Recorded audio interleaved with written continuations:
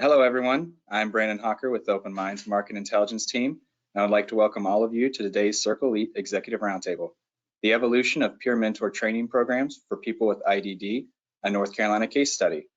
Today's session will be featuring Optum's Senior Director of Behavioral Health, Medicaid Complex Population Development, Tracy Sanders, and also Kelly Friedlander, Principal Consultant at Community Bridges Consulting Group. Tracy Sanders is a Senior Director within Optum Behavioral Health's National Product Team. She works closely with the national, state, and local partners on the design, implementation, and quality measurement of programs and services supporting individuals with intellectual developmental disabilities. She is a program lead for Optum's Peer Mentor Training Curriculum for people with IDD. Ms. Sanders also has more than 30 years of healthcare experience spanning healthcare information technology, medical device R&D, and complex population product development in the U.S. and internationally. She has participated as a member of the Council on Quality and Leadership, MLTSS work group, which seeks to develop a common understanding of value-based quality measures of services and supports utilized by individuals with intellectual and developmental disabilities. She's also a board member of the Sheltering Arms Foundation, which invests in the lives of Minnesota's children to help them reach their full potential. She lives in St. Paul, Minnesota, and enjoys gardening and trips to the North Shore. Kelly Friedlander is the principal and founder of Community Bridges. She has worked in the field of intellectual and developmental disabilities for over 15 years and consults primarily around stakeholder engagement, advocacy, and managed long-term supports and services.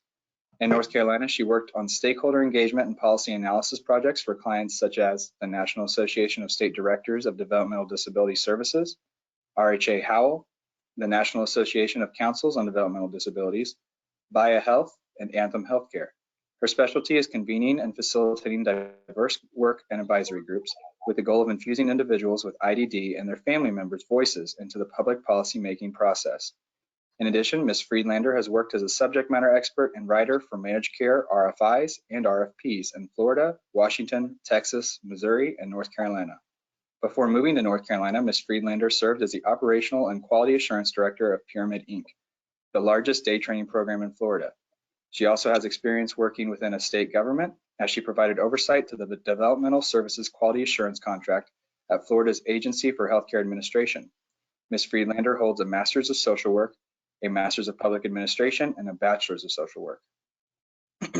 Finally, moderating today's roundtable will be Raymond Wolf, JD, and Senior Associate at Open Minds. Raymond Ray Wolf brings over 40 years of healthcare experience in health and human services sector to the Open Minds team. His areas of expertise include managed care and value-based reimbursement models, financial analysis and management, mergers and acquisitions, CCBHC certification, integrated care, performance improvement, and strategic planning. Before joining Open Minds, Mr. Wolf served in a 22-year tenure with Pittsburgh Mercy Health Systems in Pittsburgh, Pennsylvania. Most recently, Mr. Wolf served as the organization's Chief Operating Officer, where he was responsible for oversight of all system operations, strategic planning, and performance management. Before acting as Pittsburgh Mercy's COO, Mr. Wolf served as the organization's Chief Financial Officer and was responsible for the development of internal costing, methodologies, contract rate negotiations, and financial forecasting activities. Mr. Wolf was promoted to CFO after serving as the Director of Fiscal and Information Security Compliance for the health system. Prior to his time at Pittsburgh Mercy Health System, Mr. Wolf served as the Chief Fiscal Officer with the Summit Center for Human Development in Clarksburg, West Virginia, where he was responsible for reporting on budgeting functions and preparing Summit Center's programs for FFS billing. Prior to working in the health and human services market, Mr. Wolf spent 5 years practicing as an attorney with the law office of Arch A. Moore in Moundsville, West Virginia. In this role, he served and provided general legal practice, created and established bylaws for multiple corporations, and handled West Virginia licensing of First Vision Insurance Plan.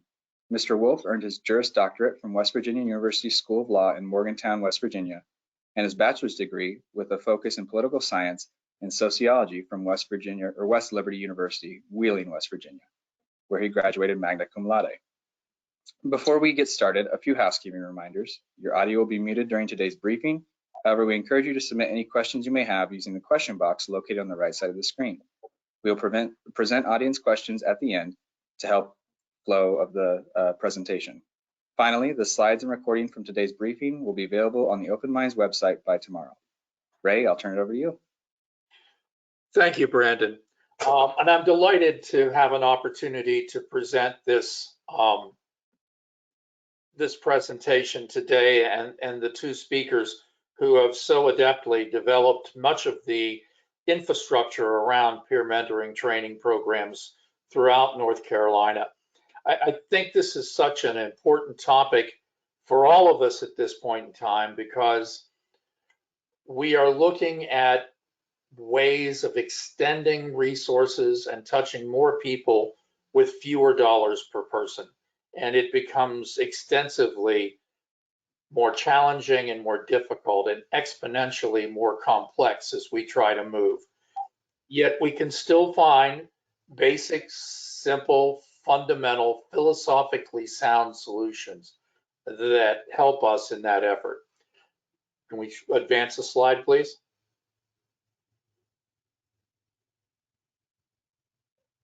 I was challenged once when I was at Pittsburgh Mercy by someone who made the comment that institutionalization and therefore deinstitutionalization were really states of mind and had nothing to do with facilities or structures. That it could be possible to be institutionalized in a large facility on a 15-acre campus, and to also be institutionalized in a 4-bedroom apartment in a building in the center of a residential area. What made them different? How did we really move from living in the community to truly living in the community?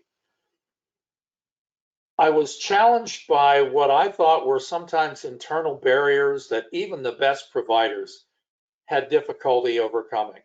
Had difficulty creating the atmospheres of self-reliance and self-direction that we really wanted.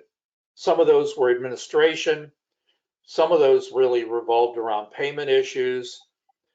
The idea of standardized service options were terribly limiting in terms of what a person might want to do and where they could go. We even had, and I think we all have, practitioners who are reluctant to move down that pathway, who are risk adverse, as are the systems and companies that they work for, and aren't willing to allow the chance to grow at a pace larger than what we feel is appropriate.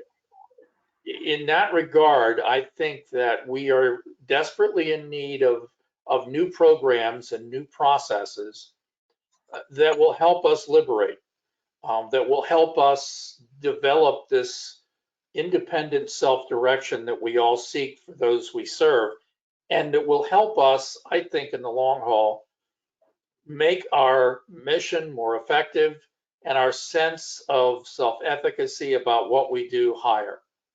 Let's move to the next slide.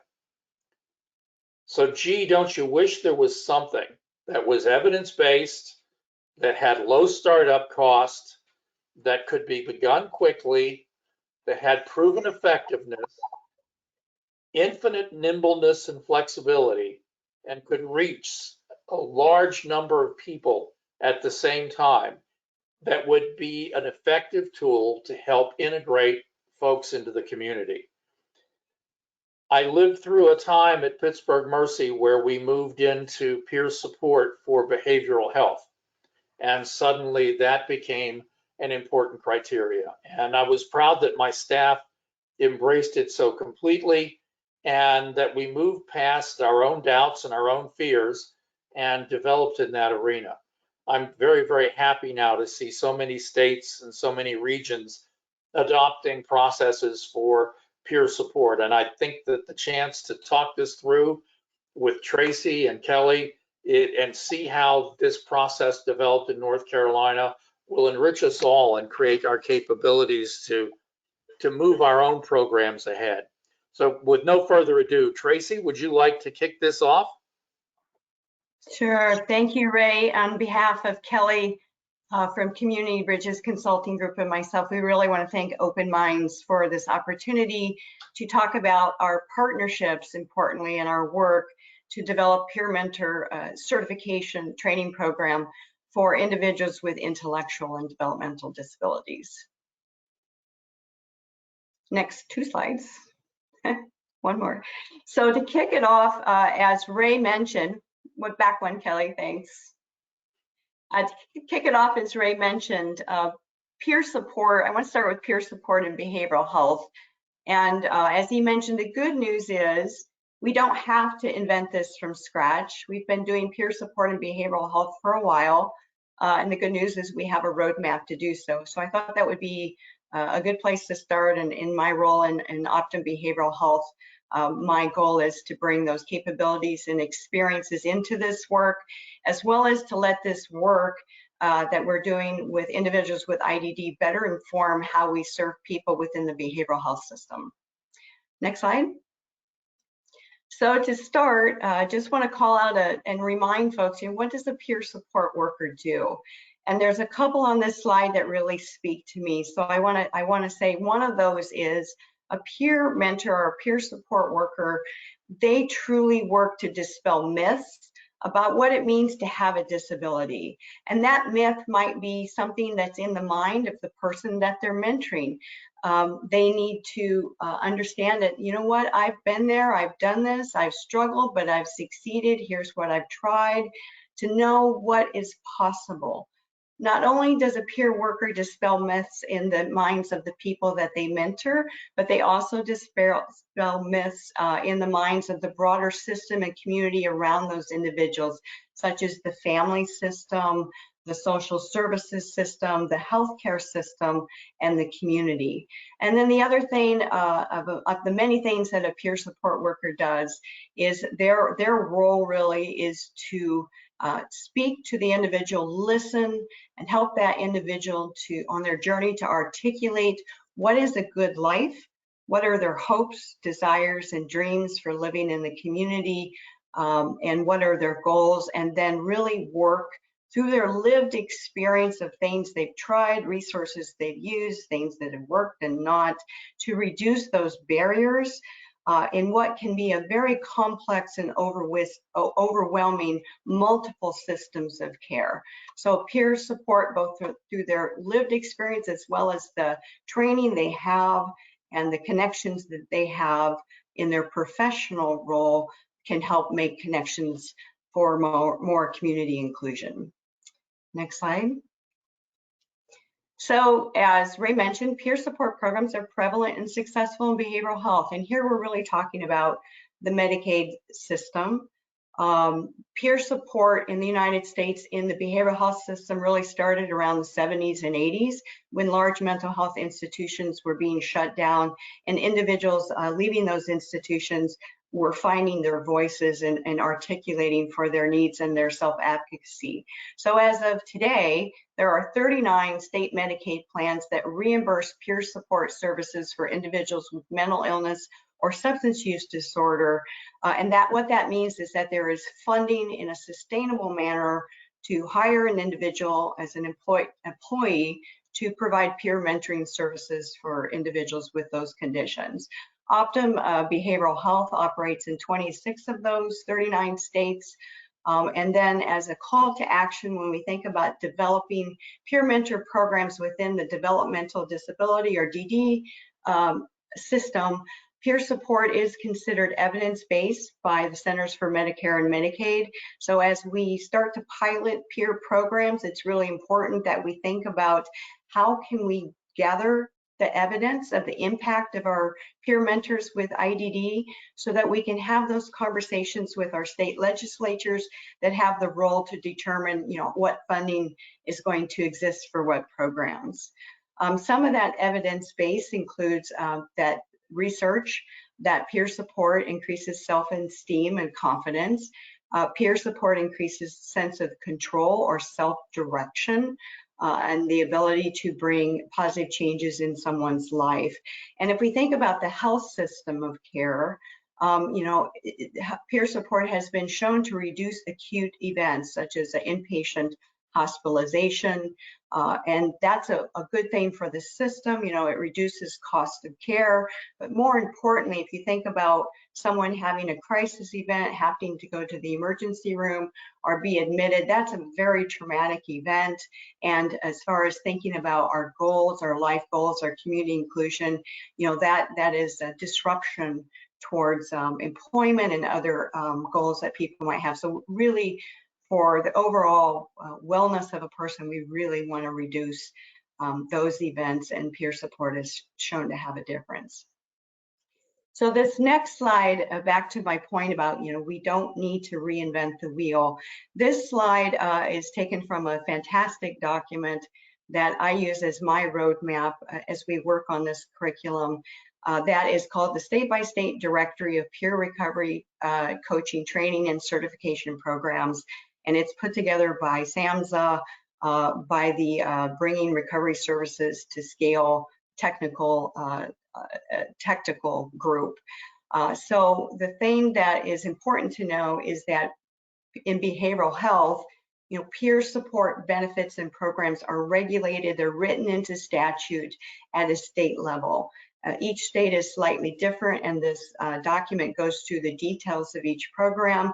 Again, a great reference to think about what the requirements are, but I wanted to take a minute to talk about each of these as we think about developing equivalent programs within the DD system.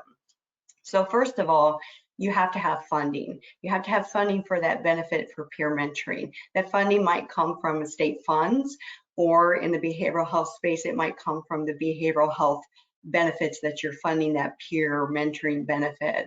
Most of the statutes may talk about where can the peer mentoring service be performed. Can it be performed in a hospital setting, in the community, in an outpatient setting? Certification requirements. What do you have to be a professional peer mentor? What does the state say are the requirements? What is your lived experience? What is your passing score on your exam to be a certified peer? How many hours of training do you have? And we see in behavioral health that ranges from like maybe 40 hours to 100 hours or more of training. And this is something we've thought about with our curriculum. How do we pace the training? How many hours is needed?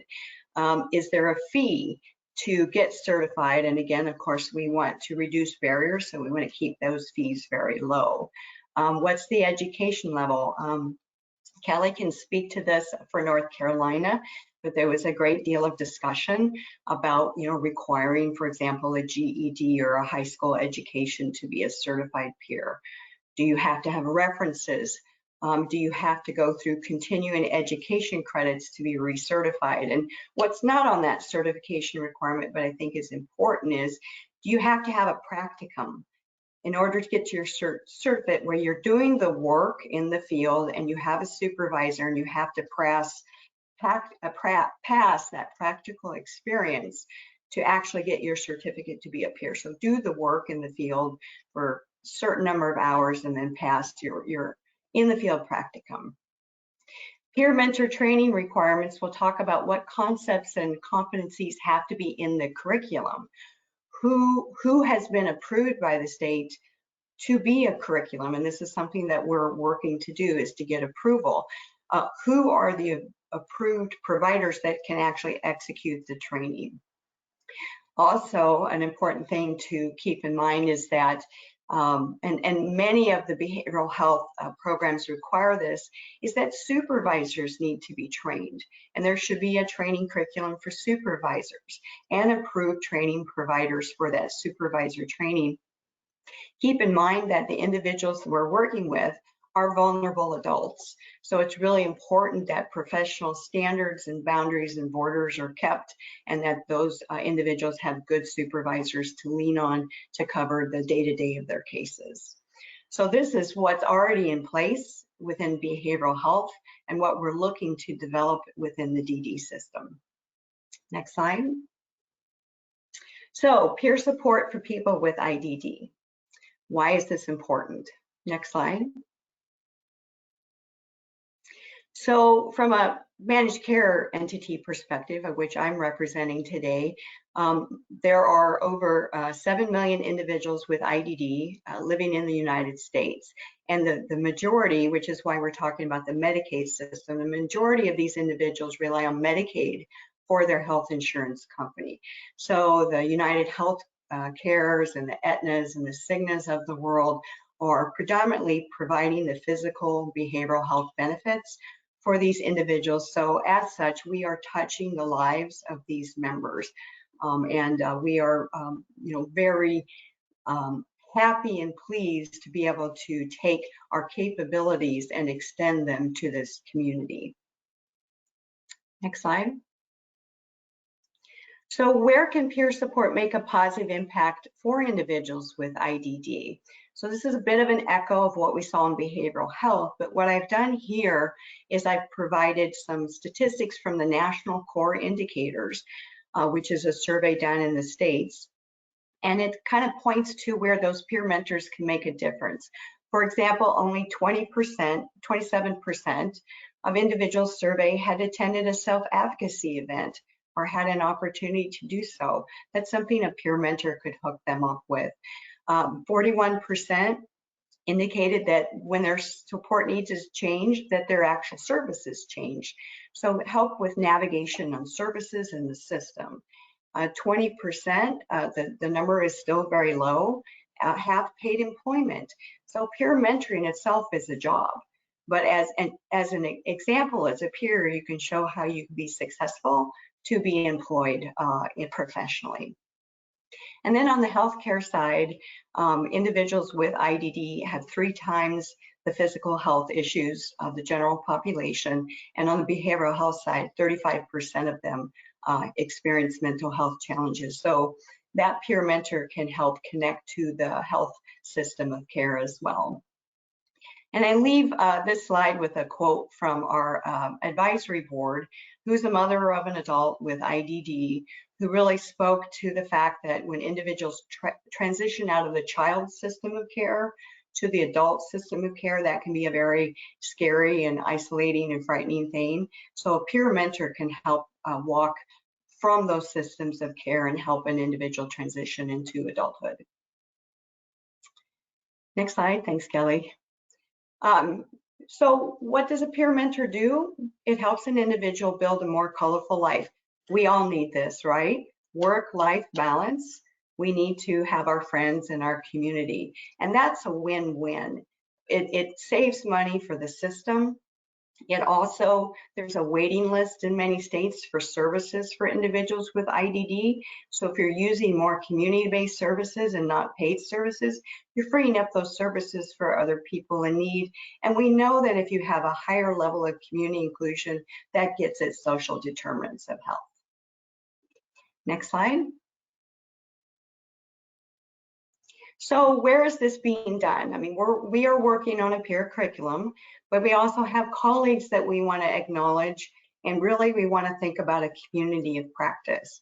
We have colleagues in Michigan, and I welcome folks listening to this presentation to check the links at the bottom of this slide. Colleagues in Michigan working on, in the state, working on peer programs. We have folks in Philadelphia County. Tennessee has a paid benefit in their employment and community first package or benefit plan. Texas, most recently with their Star Plus IDD pilot, has put in what are called enhanced behavioral supports, which include peer support benefits for individuals with IDD. Which is a wonderful step. And then we do have individuals that are reaching out to us saying, how can we get your curriculum, which we're going to talk more about, that are wanting to train individuals to be peer mentors. Next slide.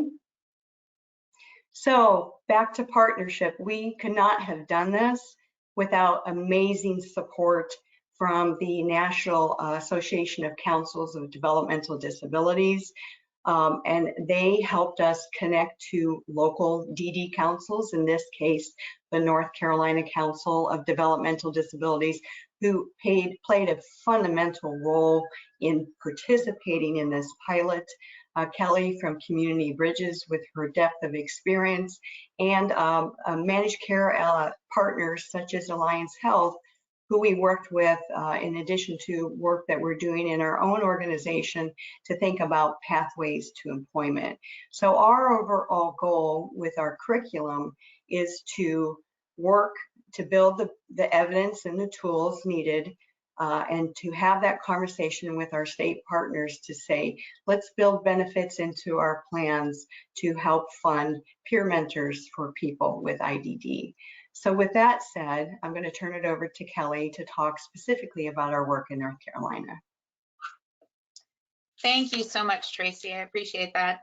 Hello, everyone. Thank you for being here. We're going to talk a little bit about rubber meeting the road right now. So what happens when you get a group of individuals with IDD who train to be peers, and how do they like the curriculum and what do they do afterwards? So in North Carolina, we identified a project partner. So Optum was looking for a state which we could pilot the peer mentor curriculum in, and North Carolina Council on Developmental Disabilities was a perfect partner. This initiative related to their 5-year plan, which included goals include financial stability, expanding community opportunities, and promoting stronger and more effective advocacy. They have a 40-member governor-appointed council, so it took a little bit of time talking to them and engaging with them, and eventually we got their blessing to have a formal partnership and to have a pilot within the state. So we were very excited about that. And the project that we had with the DD Council was the recruiting, interviewing, and assisting in the selection of the peer mentor training program. So recruiting all the members, conducting that pilot training, and then also conducting an evaluation so that we could continuously refine the curriculum and make sure that the final curriculum that Optum develops meets the needs of the learners in the cohort. So on this slide, you can see Molly Rose 2. She was discussing one of her homework assignments, identifying emotions and feelings. And we'll talk a little bit more about homework on a future slide. So we received approval, I believe, November 2019. So you guys all know what happened after that. As with a lot of health and human services, we had to pivot. Initially, we were planning on having this training be in person, and we had to pivot and make it a virtual training. So we did everything virtually. We did our advertising for the cohort virtually through different stakeholders, email groups, and announcement boards. We had the individuals fill out their applications using an online survey tool. They had to sign up for their own interviews, and they had to complete and return all of their participant paperwork electronically. While we offered some assistance, we found honestly that the computer capabilities of people with IDD are pretty high, and that they were really excited to get the opportunity to participate virtually. Another great thing about doing it virtually was, since this was being funded by the DD Council, we wanted to make sure we had statewide reach, and we were able to include some individuals that otherwise most likely wouldn't have been able to attend meetings in a certain location. North Carolina is a very large state, so it's hard to go from like Asheville to Wilmington, for example. So it was nice that we were able to include such a diverse cohort from around the state. As I mentioned, we had evaluation tools. So the pre and the post tests and class surveys were all done electronically, as were the homework and activities. When we got approval, we were kind of curious, well, I wonder how many people with IDD would be interested in applying for this. Is there really a desire for people with IDD to serve as peer mentors? Do they see value in peer mentorship? And we were really pleasantly surprised with our recruitment efforts. We sent out the notice in March. We sent it out through a variety of stakeholders here in the state and colleagues, which helped us spread the news. Our application window was only 2 weeks long, and we received 100 applications. Here you can kind of see a demographic breakdown of who applied. We were really amazed at the breadth of the background, experience, and diagnosis that the applicants had. In addition to asking for demographic information, educational information, etc., we asked them to answer 2 open-ended questions as part of their application. And this is the part that was actually scored for them to move on to the next round. So the first question was, why do you want to participate in the peer mentor training pilot? And here you can see some of our cohort members from the first, from the pilot, and some of the responses they gave. Just really well thought out responses. A lot of these individuals were already doing kind of peer mentoring roles within their community in an unpaid or volunteer capacity. And then a lot of people talked in their essays about how people had helped them, how peers had helped them figure out and navigate the system in North Carolina. The next question that we asked was, do you have work and life experience that makes you a good candidate to be a peer mentor? And the answer was a resounding yes. When we put out the applications, I'm not sure how it is in other states, but in North Carolina, there's kind of a cadre of advocates that seem like attend to everything. So we were really hoping to get outside of that bubble and get some new people. And we were very fortunate that the Youth Leadership Network here in North Carolina really promoted the application process, and we received applicants from so many people that were kind of unknown to the DD Council before.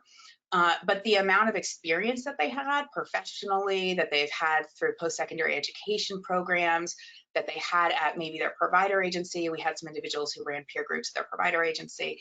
They already had quite a bit of work and life experience, unpaid, that made them a good candidate to possibly be a peer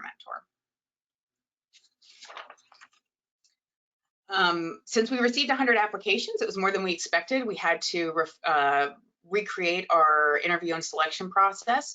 We had selection committees, which consisted of members of the DD Council, since they were a funding agency, state senators and representatives, since we wanted to kind of interact and engage with them so that they could see the value of people with IDD and lived experience, and other stakeholders at the state, at DHHS.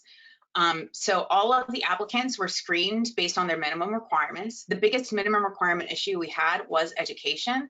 The program made the decision in the beginning that we were going to require a high school diploma or a GED. This was because the DD Council stated if it ever became a funded service, they would have to meet that minimum requirement, most likely to be a funded service. So that was the rationale we used. After the minimum requirements were checked, the applicants were blindly scored by the DD Council staff. The top 20 applicants were offered interviews. Of those, 19 people signed up for interviews, and the one person who didn't because they had received a job offer and were starting to work in a part-time capacity. That was exciting. And the selection committees would ask the questions, and then they had a standardized questionnaire that they submitted at the end of their interviews to score the individuals. So I want to show you, introduce you to some of our cohort members and let them tell you themselves why they wanted to be included in the pilot.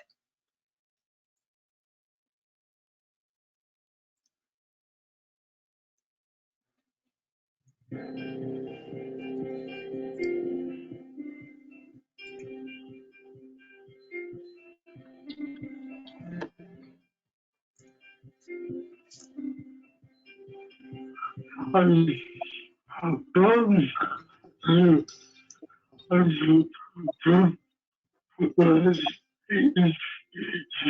is Brianna Thompson, and I live in Durham, North Carolina. My name is Brittany Ellis, live in Zebulon. My name is Dakota Wilson, and I'm from Alamance County, North Carolina. I am David Camillo from Mooresville, North Carolina, and my disability is high-functioning autism. My name is Isha Munshi from Durham County, North Carolina, and I do have Down syndrome disability. I am given up from North Carolina.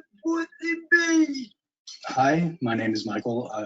I am from Haw River, North Carolina, and I am on the autism spectrum and have severe anxiety and depression. I'm Miles too. I'm from Raleigh. I have Down syndrome and Hashimoto's encephalopathy. My name is Essence, like the essence of life, last name Scott, S-C-O-T-T. and I live in Goldsboro, North Carolina, in Wayne County. Team Basic is fantastic. I applied for the peer mentor training because I want to learn about leadership and take that leadership and put it to good use. I feel like this can finally be something I'll be successful with and also be able to help people with, because that's one of the main things I've always wanted out of a career, is actively being able to help people. Well, I'm hoping that this training would enable me to help more people who have IDD.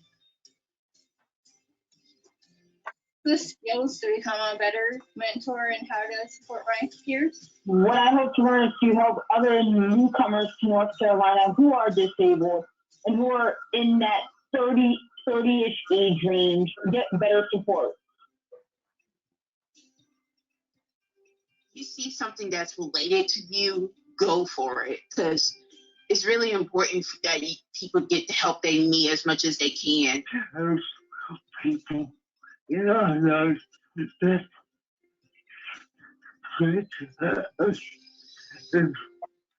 and humble. We feel part of the position is that we've never received before. Thank you for the question, Ashley. Thank you, appreciate that. It makes me feel good, and also makes the peers feel good too, because it's good to have a source other than your family. It's time to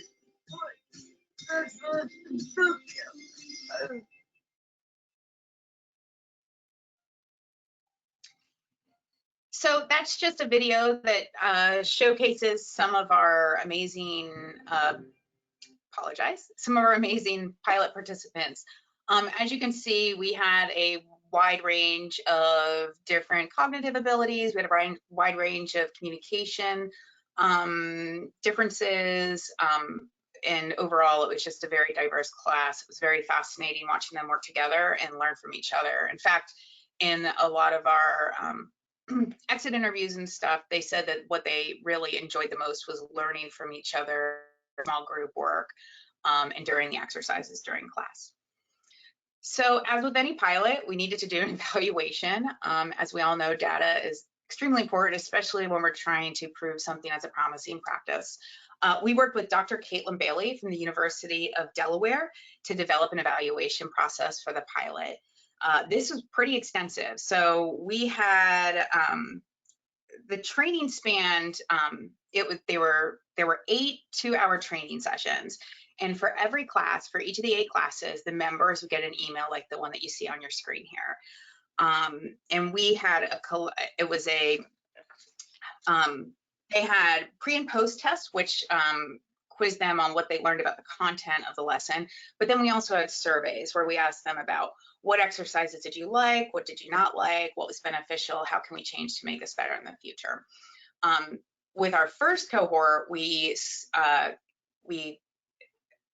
packaged some of our lessons together. So we usually had at least 2 lessons in a session, so about 1 hour per lesson. We realized after the first pilot that that was not enough time. So when we moved forward, we ended up having 12 2-hour sessions to make sure that we covered all the content and they were able to do in-class exercises, which they said they found the most beneficial. Another thing that I'd just like to point out is, when we said we had to switch virtual, there was some feedback and some resistance from people saying, oh, what about internet access? Oh, are they going to be technologically capable and able? Internet access, you can address with hotspots, so we did have an individual who needed a hotspot to make sure that they could participate in a Zoom call. So, we were able to do that. But as far as participation and making sure that they were technically following along and able to complete everything, we had 100% attendance with 0 excused absences, and we had about 95% of all homework assignments completed and turned in. So very responsive class, took it very seriously. And here you can see some of our data, the impact on the knowledge and skills. So this is the results of the pre to the post test to assess changes from the beginning before the lesson to after the lesson. And overall, you can see that there was a general increase. The increase in the scores ranged from 1% to 6%, which really demonstrates that while in general the participants gained knowledge, a lot of them came in with very high levels of baseline knowledge, especially since we had 100 applicants and we had kind of an evaluation process to put them through to choose the pilot group. So the pilot group came in very skilled in advocacy, and a lot of them had already been through different advocacy and educational programs. And at the end of the 8 weeks, they received a final exam. So these are the scores of the final exam. You can see kind of the distribution here. And I thought this quote was just a great quote, and the feedback that we received at the end. I felt the class was very informative and beneficial for my self-advocacy skills and training and providing peer mental support for other people with IDD. I was able to draw upon my personal experiences and contribute them to the class discussion, and it was very interesting to learn from other participants' experiences and listen to their insights. So one thing that we did realize is that individuals with IDD, especially in this program, really like talking and learning from each other. In the first cohort, we had Matt Potter, who is a consultant with Community Bridges and a person with lived experience. He's a gentleman with cerebral palsy, as one of our trainers. In the second cohort, we actually increased our self-advocate trainers. We now have 2 people who identify as people with IDD who are trainers, and have found that that has been really effective and beneficial for the program. We also wanted to know, especially since we had to pivot kind of so last minute, what aspects of the training were the most beneficial and which ones should we kind of reevaluate. Here you can see, you know, the role playing and the breakout rooms were definitely the 2 activities that the cohort seemed like they enjoyed and learned the most from. It was really fascinating watching them do kind of problem solving and talk through self-determination challenges or issues and how they would individually solve it to come up with consensus. In addition, the students did have homework assignments between each class. This is one of those things that we had to be pretty adaptable. We had individuals who would turn in their homework assignments. A lot of times it was prompts. Some people they all received a notebook. Some of them would write it in their notebook and take a picture and then email me the picture. Some people typed it and sent it to me in a Google Doc. Some people made video recordings. So really for homework, we said, as long as you're answering the question, we just want to make sure that you're getting the basic concept of the class. And we got some other quotes about the satisfaction level of the participants for the training. So after the first cohort, we were fortunate enough, the DD Council said, let's do it again. And we went through the process of recruitment and everything. And we actually just graduated our second training cohort 2 weeks ago, but this is just a snapshot of them during one of our first meetings.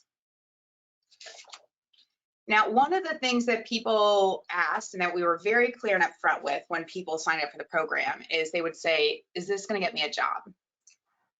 Valid question.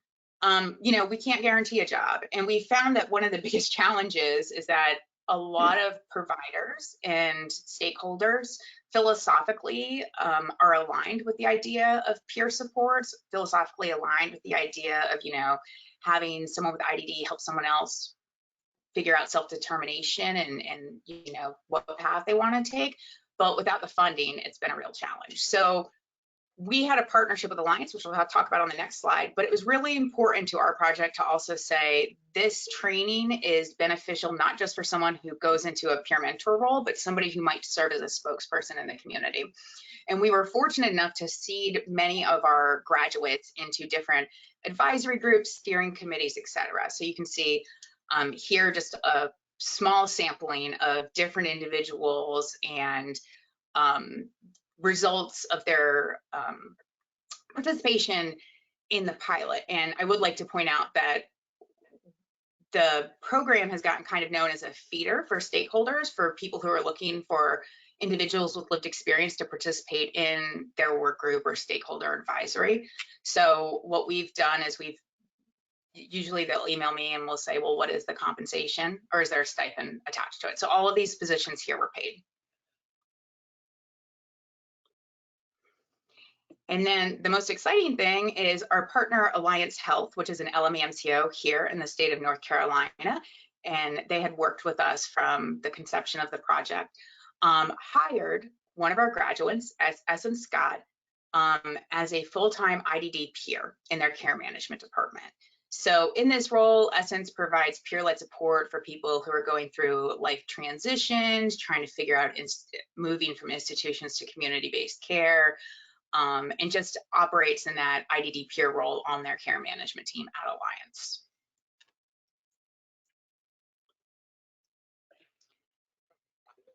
So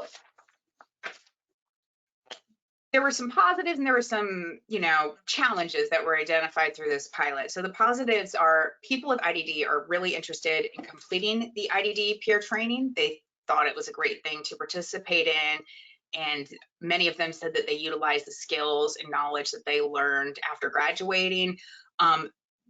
Individuals with IDD believe there's a benefit to peer mentoring and talked, especially in class, about how much peer mentors would have helped them at certain points along in their lives. Stakeholder organizations are interested in the concept and agree with it philosophically. And our Department of Health and Human Services here in North Carolina is really interested in the possibility. But the problem is there's still really no clear employment options right now for IDD peers in the state of North Carolina. There's no funding stream or service definition to bill for IDD peer mentoring. So to ask provider agencies to take on kind of the administrative challenges and the administrative load of hiring, supervising, and training an IDD peer without compensation, as you all know, providers are really strapped and have been had their funding reduced now for a couple years. So that's a challenge. And the other reason that we found is potential employers are really hesitant to hire peer mentors because there's concern about organizational fit and the best way to deploy an IDD peer mentor. So organizational fit, a lot of that relates to supervision, making sure that there's good supervision supports for the organization to deal with the unique challenges that might be presented by hiring an IDD peer. In North Carolina, we have an opportunity to kind of shoehorn IDD peers into a new service definition, which is set to go live December 1st, 2022. And that is the care extender position. So care extenders will now be part of the multidisciplinary care management teams in North Carolina. So this is the first opportunity that we've had in the state for people with lived experience with IDD to be hired, in addition to family navigators being hired in that support role. We are working right now in the state. We're doing a white paper actually. So we're doing an environmental scan, a lot of informational interviews to ask organizations, individuals, families, what barriers they possibly see coming, what needs to be in place to make sure this is successful. I think one of the major concerns is if this rolls out and it rolls out poorly, it could set the whole idea of IDD peers back, unfortunately. So what is needed to make this a successful launch of this new service definition, and then some real life vignettes about how IDD peers can be beneficial on a care management team and how that can help the provider organization. And with that, I will turn it over to Tracy to talk about looking forward on the national level. Okay, thanks, Kelly. So on the national level, kind of echo some of the things Kelly said is, when we think about behavioral health, there are a lot of, the benefits are already there. But as I mentioned previously, 35% of individuals with IDD have mental health needs. So there is a pathway under the behavioral health peer benefits to fund, with sustainable funding, individuals to be peer mentors on the behavioral health side. So what we're doing there is looking at the state requirements back to the VRSS tax document that you see on the right, looking at the state requirements for the behavioral health certified curriculums and modifying the content of our training program. And it's actually not been a lot of modifications needed to make sure that we're hitting some of those recovery principles that are needed in the behavioral health field. So that work is underway.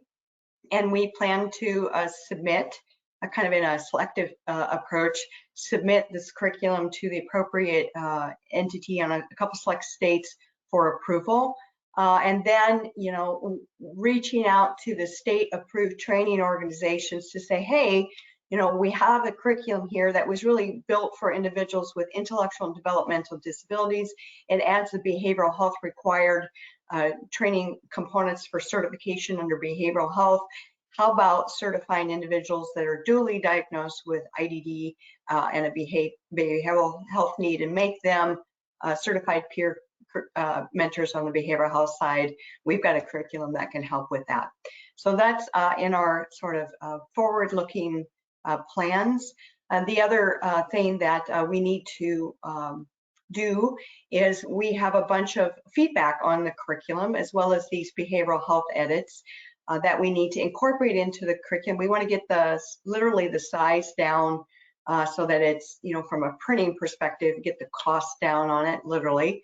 It's not terribly expensive to print it out, but we just want to make sure we're squeezing that as small as possible, and work to discern a distribution approach so that folks that want to access the curriculum can access it either for print on demand or an e-copy, but we can actually get data from that provider partner on the distribution on who's accessing the curriculum, who's using it, because that really leads us to get information on community of practice. And, you know, just as a future goal, similar to what is done by SAMHSA, you know, developing that community of practice of people that are doing this work, having at a national level an organization that would take on being that community of practice where people could come together and move this idea forward, talk about what's working, what's not. That really is our plan. So the distribution mechanism will help us reach out to those folks and bring them together, and, you know, together try to advance this idea with the states. So that's a little bit about our future hopes and desires for the curriculum. Next slide.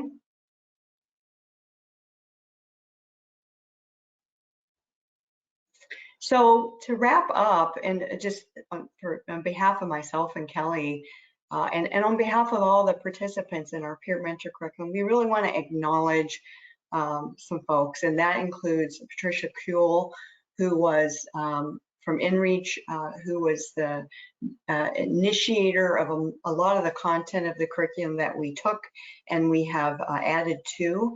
Our first peer mentor cohort, whose names are mentioned there, who provided with great feedback and participation, and our second cohort. And we also want to express, you know, thanks to NACDD, the local North Carolina Council, our colleagues in Michigan, in Philadelphia, that I have reached out to say, hey, what's going on in your program? And that have graciously provided us with updates on their work. And we just really expressed tremendous gratitude for our students who were just amazing, and we're very excited to see, you know, where they take this and what happens next. So from both of us, thank you very much for your attention, and we just want to leave after questions, we want to leave with, you know, how can we work together? If you're interested in developing a program, reach out to Kelly and myself to partner. Let's talk about how if we can get a pilot going, what are our standards of measurement and approach? Kelly's got a great start there, and continue to communicate and talk about tools, best practices, and approaches. This is being done out in the field. It's being done in a lot of different ways, group and individual. Let's just keep the community going. So thank you very much.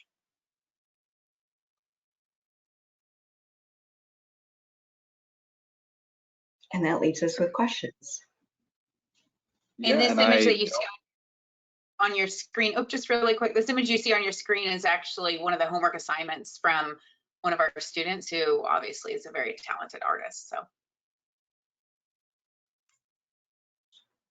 Right. I don't think we have any questions, actually. So I just wanted to thank everyone for joining us for today's web forum. I would like to take a moment to remind everyone that the slides and recording both will be available tomorrow on the Open Minds website. Also, the full Circle Elite Executive Roundtable series is available on demand as part of the extensive Open Minds library and can be found on the brand new Open Minds YouTube channel as well. Kelly, would you mind going to our actual last slide, please?